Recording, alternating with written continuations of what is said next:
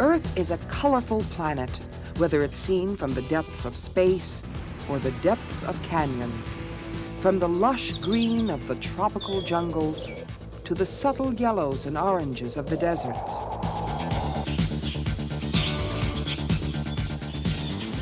We can look at our own development in many ways: music, art, ideas, technology, even color, because our use of color has played an intriguing role in advancing civilization. Much of the world we have created for ourselves came from our pursuit of the chemistry of color.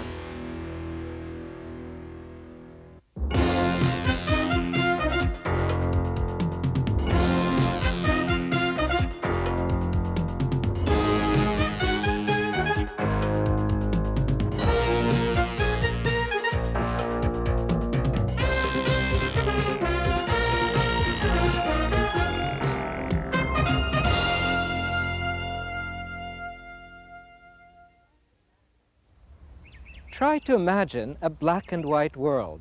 It's nearly impossible to do so. Color is such an essential part of nature. It's there in a steady background of the living green or the blue sky, or in the highlights of flowers or of birds.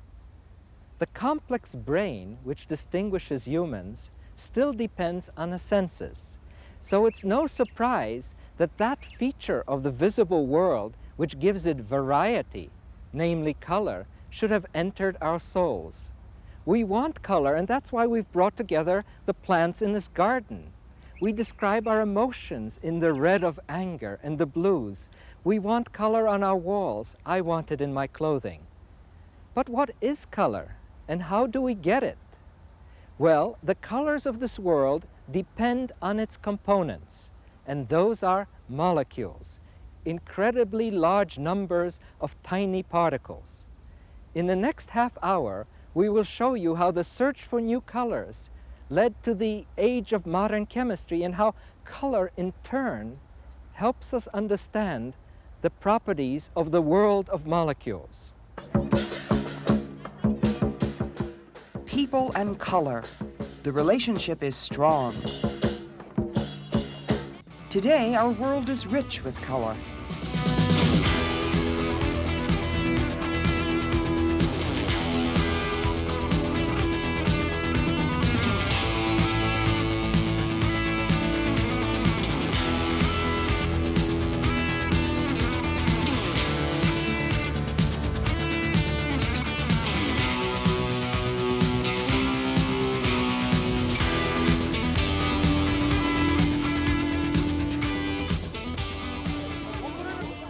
But it wasn't always that way. In their search for color, tribal people turned to roots and berries, insects and seashells, to the earth itself. Humans have been interested in color from the very beginning. Amazingly, it took until the middle of the 17th century to discover what color was and where it came from. Isaac Newton in the late 1660s demonstrated that white light was composed of a mixture of lights of different colors. He did it with prisms. Prisms break white light into its component colors. But why are there colors? What makes red different than violet? Light travels in waves, and each color has its own wavelength. Let's look at red. Here is the wave. The distance from the tops of these waves is called the wavelength. Now let's look at violet. The wavelength of violet is shorter than that of red. It's because light has different wavelengths that there are different colors. Until the 19th century, the colors of the rainbow weren't available to everyone. The blue indigo and red madder root, dyes used to color these Persian carpets, were derived from agricultural crops grown on plantations in India and Turkey. The supply of these dyes depended in part on the weather. The process of coloring yarn was not simple, nor was weaving the carpets. Colorful rugs like these were expensive. The same was true of clothing. Colorful fashions and carpets could be enjoyed by the wealthy, by kings and queens. Ordinary people had to settle for much less. Science historian John K. Smith of Lehigh University. Plain people, middle of the road, average people did not wear bright colors. It was for the rich. But there was something happening in Europe that would change all that.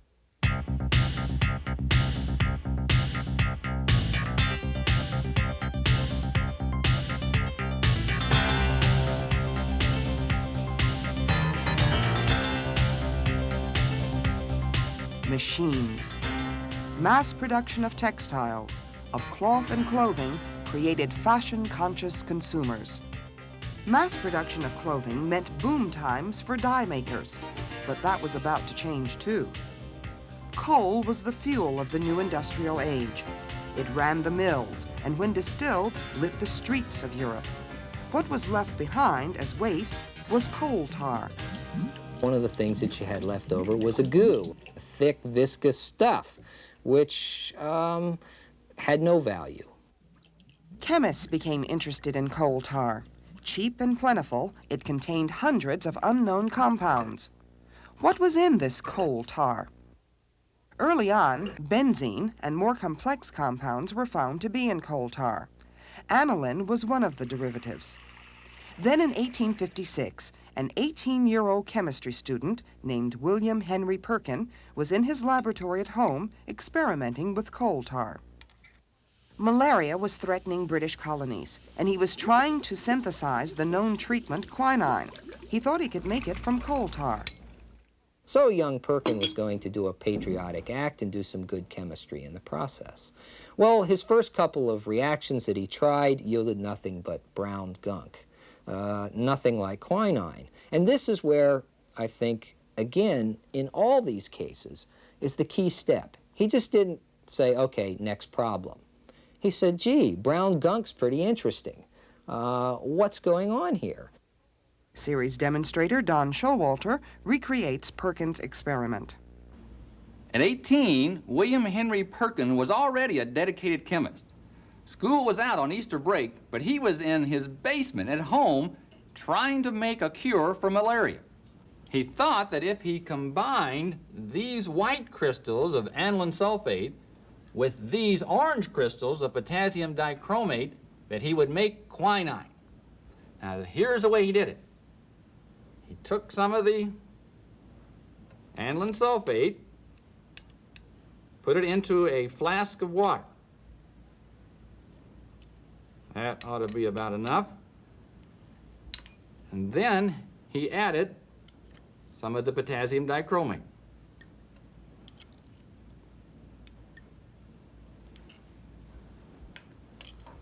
And he mixed it and then heated it in a warm bath. This is the old hot water bath. And he got a reaction, but it wasn't the reaction he was looking for. Instead of quinine, he got this black precipitate that came out of it. He knew that that wasn't quinine, but instead of stopping there, he was curious about this black material and wondered what it would look like, so he filtered it. We'll pour it through the filter paper.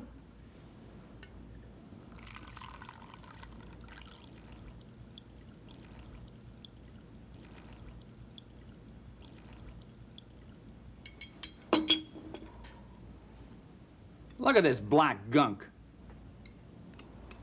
When Perkin dissolved the gunk in alcohol, he noticed the solution had a deep, rich purple color. He was about to make history. Perkin had made a synthetic dye, and it would be all the rage in Paris. At about the time that he was doing his experiments with his purple dye, which the French called mauve, the fashion people had already decreed that purple was going to be the color. It was the trendy color of the time. What was so special about mauve? As a molecule, this is what it might look like. The structure of the dye allows it to act like a molecular filter. Only certain wavelengths of light can pass through. Because silk or wool have electrical charges, and so does the dye, they stick to one another. Against his teacher's wishes, but with his family's help, Perkin dropped out of school to build his factory. A chemical synthesis like this had never gone into mass production before. The chemicals used in the lab, like aniline, were not easy to find in bulk amounts. But if Perkin could do it, others could too.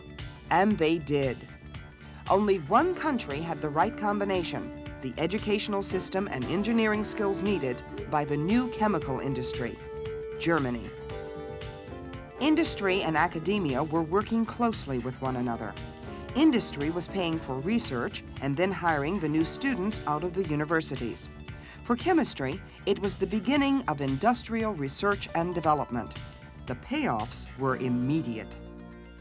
Now, the way to find new dyes was get a large number of guys who are competently trained chemists, get them a laboratory, get them the major reagents, set them down, and say, start making things. The path from coal tar to colorful dyes was long. There were many steps to the process, but each step produced new compounds, and the experiments began building on themselves. You can't do a large number of experiments because every experiment that you do, you have to start from scratch, essentially. But what happens as the Germans developed the dye industry and they started making thousands of types of dyes? To make these dyes, you had to build up tens of thousands of intermediate compounds, all produced on a, rather reasonable scale. And what you have then is an enormous stable of things that you can use in experiments. And so the combinations, as the base broadens, the combinations just become infinite. From the dye industry's stockpiling of new chemicals, whole new industries emerged. Explosives, fertilizers, and pharmaceuticals. From Perkin on, the connection between color and medicine was strong, but now scientists were able to analyze natural compounds and then synthesize them out of other compounds. Chemistry was becoming an applied science. In 1896, Bayer, a German dye company, manufactured aspirin out of coal tar. By World War I, the German chemical industry was dominant and was producing nearly all of the world's chemicals. It was the power of that industry which sustained Germany through the First World War. Even today, the leading manufacturers of chemicals are those same German companies with origins in the dye industry: BASF, Höchst, and Bayer.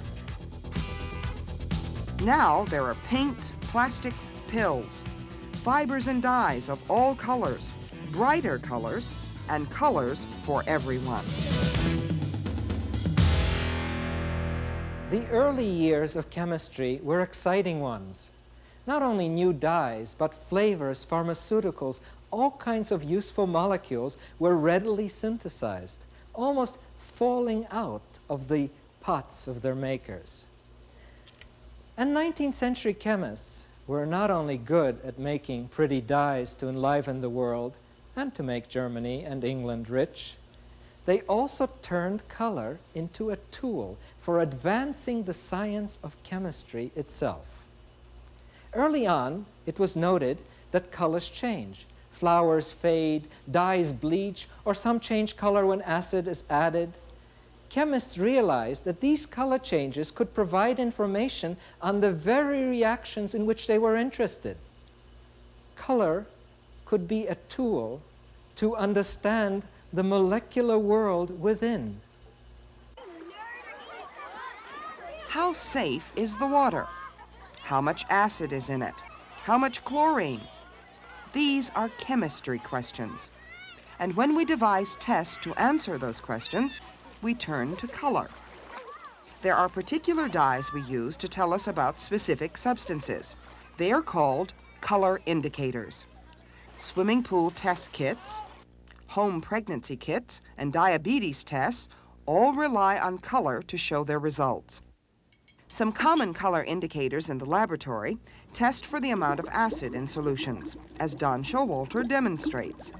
In these 3 graduated cylinders, I have different dyes, each of them sensitive to different amounts of acid. Now, all of them are water solutions. Now, I'm going to add to them some dry ice, frozen carbon dioxide. And as the dry ice is added, it will dissolve somewhat into the water and increase the acidity. It'll become more acidic. Watch. We'll try the first one, which is thymo blue. A piece of dry ice. Oh, and you see the bubbling that comes from there. Again, as the dry ice produces the carbon dioxide bubbles, some of them dissolve in the water solution, and look what's happening. Oh, there's the color change. It went from that blue color to the yellow because the acid increased, the acid content, the acidity of the solution. Let's try this one. Now, this one contains the dye phenolphthalein. It's a magenta color, isn't it? Very beautiful. I'm going to add some solid carbon dioxide, dry ice, to it. Again, you see the bubbles of carbon dioxide. Some of those bubbles dissolve, and look at that, it's getting lighter and lighter, and as the acidity increases, it becomes colorless. So this one changed from the magenta to the colorless solution. All right, now in this cylinder, there's a mixture of 4 dyes. Each of them now are sensitive to a different amount of acid. Now watch what happens in this one. So we start out with that beautiful purple color. Oh, can you see the blue coming in there? Because now a different dye, sensitive to a different amount of acid. There's the green, and there's the yellow.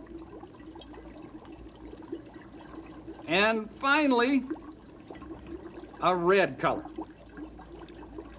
So you see the 4 different colors of the dyes, each of them changing because of the change in the acidity of the solution. So not only can we tell what is in a solution that contains an acid, but we can also tell how much acid is in there by the color change. So you can see that these dyes become a very powerful tool in chemistry for analyzing other chemicals.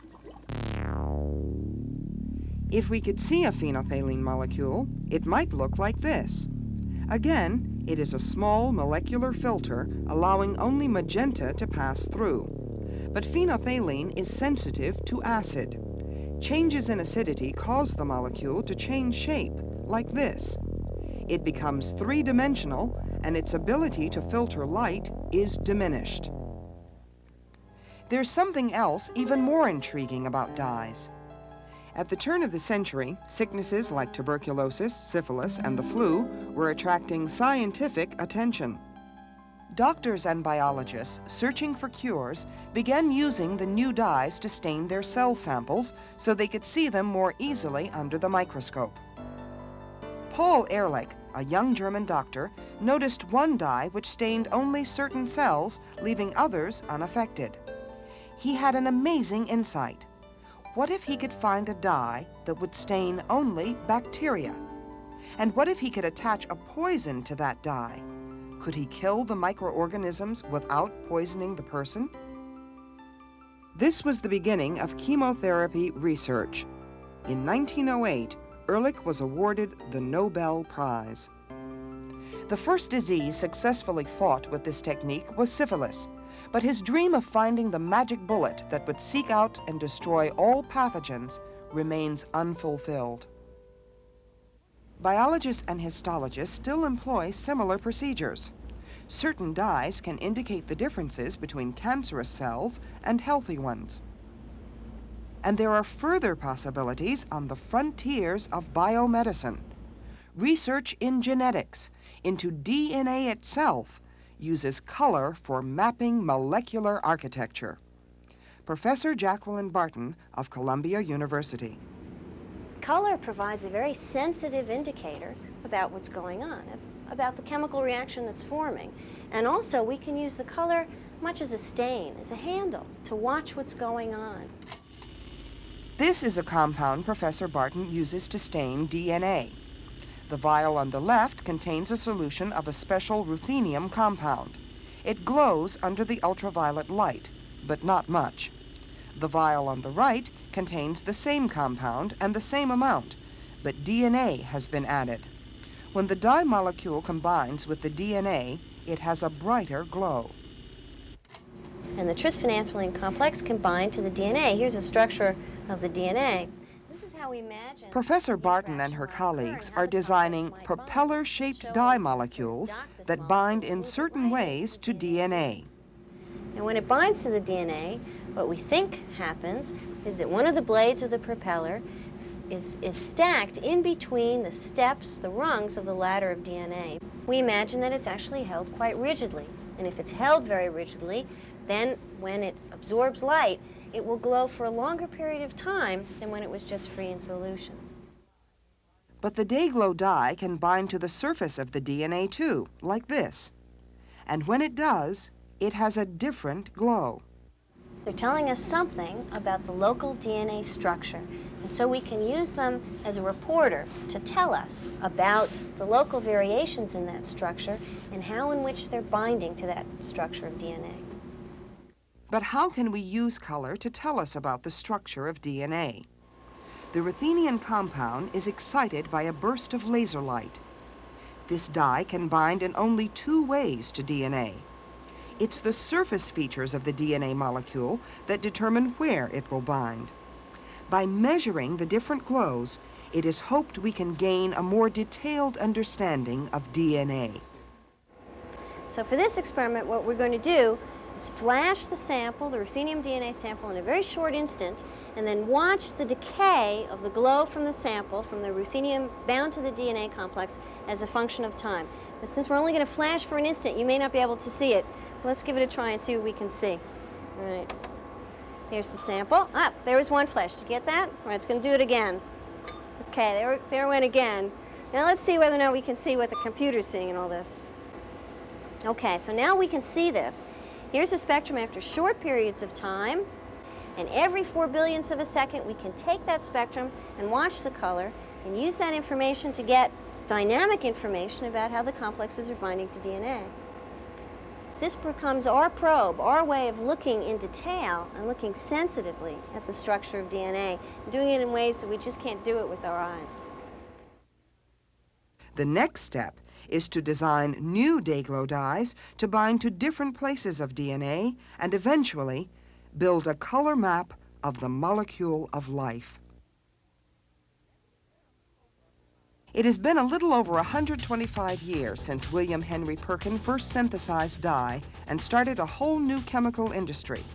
Since then, scientists have come to a broader understanding of molecules and their structure, which Perkin could only guess at. But as our knowledge of the molecular world grows, advanced applications, like staining DNA, are sure to follow. These experimental greenhouses have panels with fluorescent dyes. Plants need red or blue light to grow. The dyes on these panels take green light and turn it into red light.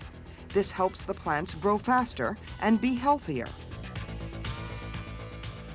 Even more exotic experiments are underway. Dyes might make solar energy more efficient. The dyes in these solar panels direct the sunlight to the edges, which are lined with solar cells. This means fewer cells are needed to generate electricity. Increased crop yields to feed an ever-expanding population, and electricity from the sun, and unraveling the mysteries of life itself, all with the chemistry of color. We have seen the relationship between color and the world of chemistry. Color is not magic. In there are molecules absorbing and reflecting light. And chemistry is the science of those molecules. Because it is a science, common sense, good hard facts, and logical thinking count. But so does intuition. And so does serendipity, the accidental discovery, a clever mind like that of William Henry Perkin to follow it up. Perkin was prepared for what he did by study with the great German chemist August Wilhelm von Hoffmann, no relation to me. And what Perkin did was not in a vacuum. Within a space of just a few years, Several groups of German chemists were competing effectively with him. The German firms organized research teams to take basic knowledge into practical applications. For instance, to make a dye that could surpass natural indigo. The elements of the story: education, a chance discovery, its exploitation, collaboration, and competition. These are the hallmarks of modern chemistry. But most important, chemistry is a quest, a search for understanding of the molecular world around us. It's an exciting search. Think of Perkin when he first made that dye, and then by changing the reagents, if he could get a different color. And you could feel Dr. Barton's excitement as she probed the ways to map out DNA with color. We will learn more about our molecular surroundings as we explore the world of chemistry